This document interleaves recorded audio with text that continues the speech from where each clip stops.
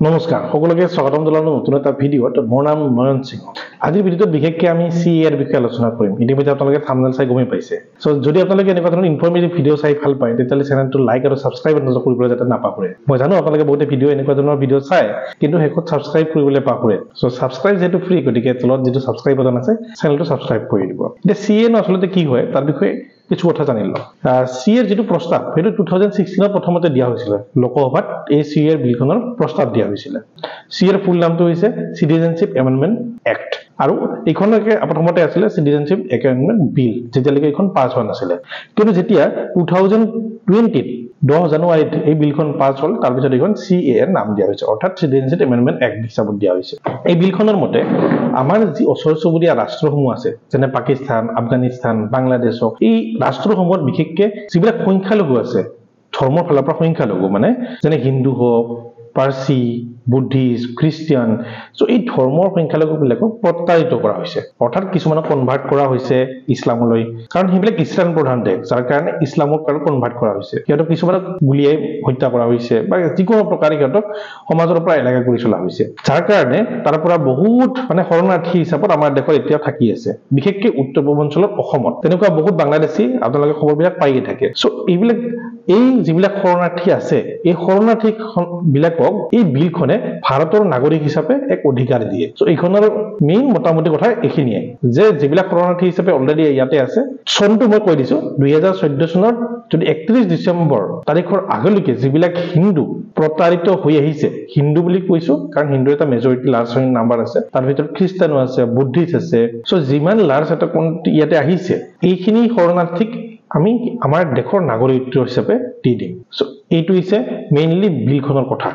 এই বিলখন প্ৰথম আহিছিলে 2016ত, তাৰপিছত 19ত এইখন প্ৰস্তাৱ কৰা হৈছিলে লোকসভাৰ ৰাজ্যসভাত, তাৰপিছত এই বিলখন পাছ হৈ যায়। তাৰপিছত 2020 চনৰ 10 জানুৱাৰী তাৰিখে ৰাষ্ট্ৰপতিয়ে এই বিলখনক অনুমোদন দিয়ে যে এইখন বিলখন পাছ কৰিব পাৰে।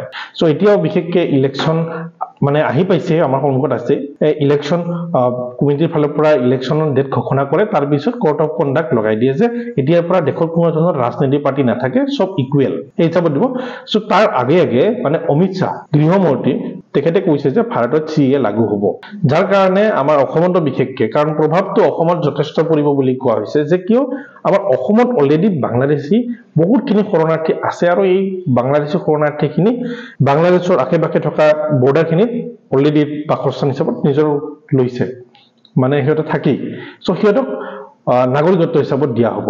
এতিয়া প্ৰব্লেমটো ক'ত? প্ৰব্লেমটো হৈছে কি, যদি ইয়াতে কিবা এটা নাম্বাৰছ, যদি ইয়াতে নাম্বাৰছ হিন্দুৱে হওক, এটা খ্ৰীষ্টানে হওক বা পাৰ্চী হওক, সিহঁতে যদি ইয়াতে আহে, তেতিয়াহ'লে আমাৰ যে এই চাৰি উপাদান, যিবিলাক আমাৰ ৰিচোৰ্চ, ধৰি লওক আমাৰ যি অধিকাৰ, যে চাকৰি ক্ষেত্ৰত থকা আমাৰ অধিকাৰে হওক বা চৰকাৰী যিখিনি সুবিধা হওক, তেনেহ'লে সিহঁতক পাব নেকি? অৰ্থাৎ আমি সিহঁতৰ লগত শ্বেয়াৰ কৰিব লাগিব নেকি? অবভিয়াছলি লাগিব, কাৰণ আমাৰ দেশত যিহেতু সিহঁতে নাগৰিকত্ব পাব, গতিকে সিহঁতকো সেই সুবিধাখিনি দিয়া হ'ব।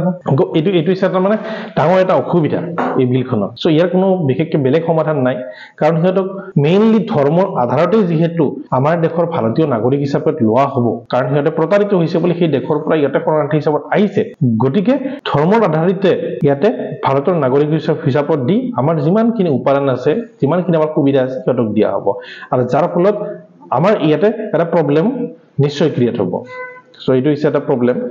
তাৰপিছত আৰু এটা কথা কোৱা হৈছে যে 1971ত যেহেতু বাংলাদেশ হৈছিলে, বাংলাদেশ তেতিয়া ইষ্ট পাকিস্তান বুলি কোৱা হৈছিলে। সো সেই বাংলাদেশ হোৱাৰ আগতে হয়তো বহুতখিনি মুছলমান ভাৰতত আহিছিলে, কাৰণ তেতিয়াতো প্ৰতাৰিত হৈছিলে। সো সেইখিনি কি নাগৰিকত্ব দিয়া হ'ব নেকি? সো সেইটো হৈছে ইয়েছ, কাৰণ 1971ৰ আগলৈকে যিমানখিনি মুছলমান ভাৰতত আহিছে প্ৰতাৰিত হৈ, কাৰণ সেইখিনি সময় ইষ্ট পাকিস্তানৰ যিমানখিনি মুছলমান আছিল, তেতিয়া পাকিস্তানৰ মেইনষ্ট্ৰীমৰ পৰা সিহঁতক প্ৰতাৰিত কৰা হৈছিল, আৰু যাৰ ফলত ভাৰতত সিহঁতে আহি শৰণাৰ্থী হিচাপত আছিলে, আৰু সেইখিনিকো ভাৰতীয় নাগৰিক হিচাপত মানি লোৱা হ'ব। কিন্তু আৰু এটা ভিতৰত এটা প্ৰব্লেম হৈছে, 1971ৰ পৰা 2014ৰ ভিতৰত যিমানখিনি নাগৰিক আহিছে, তো সেইখিনিকো নাগৰিকত্ব দিয়া হ'ব নে নিদিয়ে? তো এইটো হৈছে কোনো ধৰণৰ এটা সলিউশ্যন নোলোৱা এটা প্ৰব্লেম, যাৰ কাৰণে বিৰোধী বা দল সংগঠনবিলাকে ইয়াৰ প্ৰতিবাদ কৰি আছে, কাৰণ ইয়াৰ মেইন প্ৰভাৱটো বিশেষকৈ যিহেতু আমাৰ অসমত পৰিব, গতিকে প্ৰব্লেমটো অসমত পৰাৰ কাৰণে দল সংগঠনবিলাকৰ প্ৰতিবাদটো অকণমান বেছি হৈছে। কিহৰ কাৰণে ভাৰত চৰকাৰে এটা কথা কোৱা নাই যে ইয়াতে থকা যিমানখিনি শৰণাৰ্থী আছে যদি গোটেই ভাৰতৰ বেলেগ বেলেগ ৰাজ্যত যদি স্থাপিত কৰা হয় তেতিয়াহ'লে নিশ্চয় ইয়াৰ কিবা এটা সমাধান ওলাব পাৰে কিন্তু ইয়াৰ বিষয়ে এতিয়ালৈকে কোনো ধৰণৰ কথা কোৱা হোৱা নাই যে যদি শৰণাৰ্থীখিনি যদি অসমতে আছে বা উত্তৰ পূৰ্বাঞ্চলতে আছে সেইখিনি কি উত্তৰ পূৰ্বাঞ্চলে লট ল'ব লাগিব নে বাকী ৰাজ্যসমূহতো ইয়াক ভগাই দিয়া হ'ব সেইটো সমাধান এতিয়ালৈকে ওলোৱা নাই সো এইটো হৈছে মেইন এটা অসুবিধা তাৰপিছত এটা কথা ঠিক 1951 লৈকে যদি আমি চাওঁ বাংলাদেশত তেতিয়া ইষ্ট পাকিস্তানত 76% এটা মুছলমান আৰু বাকি 22% হিন্দু আছিল কিন্তু এতিয়া অনলি 7.6% সো এই সমীক্ষা মতে মানৱ অধিকাৰৰ কথা কৈ কিনে আমাৰ ভাৰতবৰ্ষত ইয়াৰ এটা মানে এখন বিল পাস কৰা হল আৰু এখানকে আমি কা বুলি জানো সো ইয়াৰ মতামত আপোনালোকে জনাব কমেন্ট বক্সত যে আসলে এইটো কিমান গ্ৰহণযোগ্য কাৰণ ইয়াৰ পিছত পলিটিচিয়ান পাৰ্টিক বা সুবিধা ল'ব পাৰে নেকি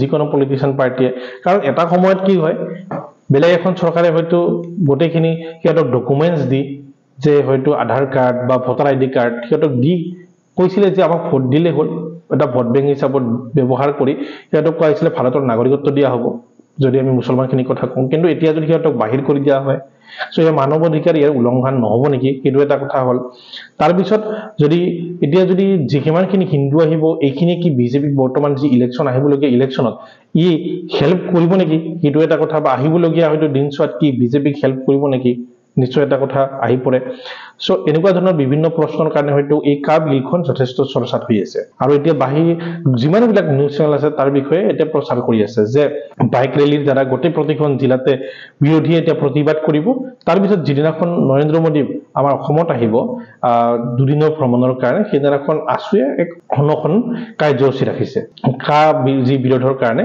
এই কাৰ্যসূচী হাতত লৈছে সো ইতিমধ্যে আপোনালোকে কাৰ বিৰোধী যি আন্দোলন সেই গমে পাইছিলে তাৰ পিছত বহুতখিনি নেতাই নিজৰ সুবিধা মতে দল পাৰ্টি আৰম্ভণি কৰিলে আৰু বিভিন্ন ধৰণৰ সংগঠনতো জয়েন কৰিলে কিন্তু এইবাৰ কি হ'ব আমি প্ৰত্যেকৰে এইটো দৃষ্টি ৰাখিব লাগিব আপোনালোকৰ মতামতবিলাক তলত কমেন্ট বক্সত জনাব আমি নেক্সট এটা ভিডিঅত ইয়াৰ বিষয়ে আৰু অকমান ডিটেইলছ আলোচনা কৰিম সো আজিৰ ভিডিঅটো ইমানখিনি থাকিলে নেক্সট এটা ভিডিঅত আমি নতুন এটা বিষয়বস্তুৰ ওপৰত লগ পাম ধন্যবাদ